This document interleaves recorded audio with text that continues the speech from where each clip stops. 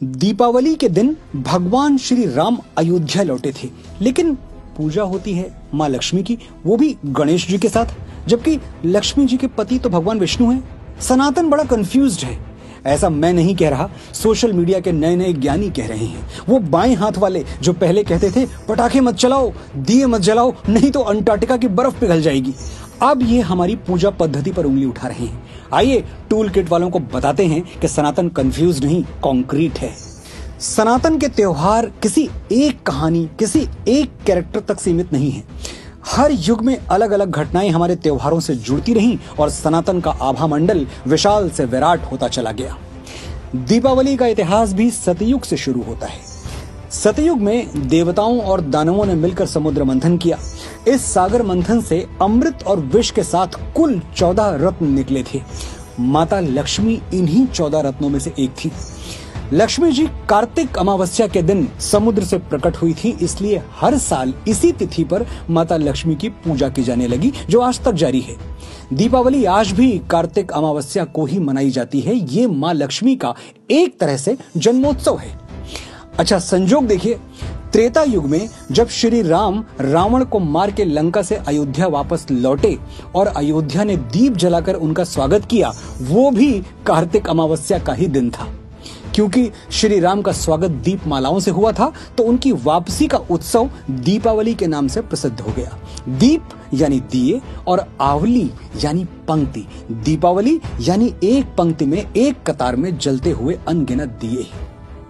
तो ये समझ में आ गया कि दीपावली पर दिए श्री राम की वापसी का उत्सव मनाने के लिए जलाए जाते हैं, और लक्ष्मी पूजन इसलिए होता है कि ये दिन माँ लक्ष्मी के अवतरण का भी दिन है। एक सवाल अब भी रह गया कि माँ लक्ष्मी तो भगवान विष्णु की पत्नी है, फिर उनके साथ गणेश जी की पूजा क्यों की जाती है? दिवाली पर गणेश लक्ष्मी पूजन क्यों?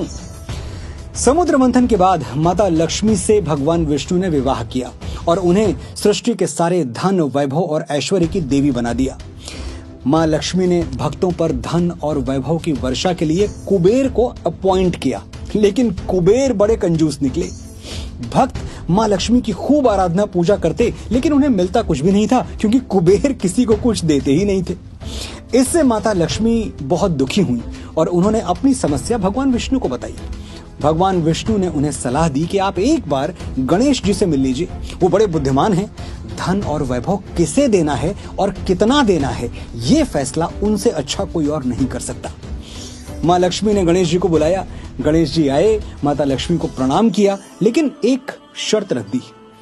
माँ, मैं जिसका भी नाम बताऊं आप उस पर कृपा कर देना, कारण मत पूछना। माँ लक्ष्मी ने तथास्तु कह दिया। गणेश जी तीनों लोकों में धन, संपदा और कृपा की वर्षा दोनों हाथों से करने लगे।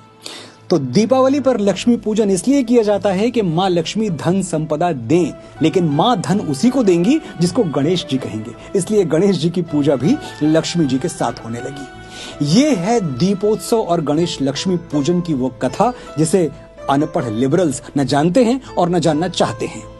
सनातन हमारा गर्व है, और इसके बारे में जो भी अफवाहें फैलाई जाती हैं उन पर विश्वास करने से पहले एक बार शास्त्र जरूर पढ़ें। लॉजिक, रैशनैलिटी और भक्ति भावना का जो संजोग सनातन में है, वो कहीं और नहीं मिलेगा। माँ लक्ष्मी आप पर कृपा करें, श्री गणेश आपके विघ्न हरें और प्रभु श्री राम आपके जीवन में उजाले भरें। दीपावली की बहुत बहुत शुभकामनाएं। जम के दिए जलाएं, अंटार्कटिका की बर्फ को कुछ नहीं होगा, हम चेक किए हैं।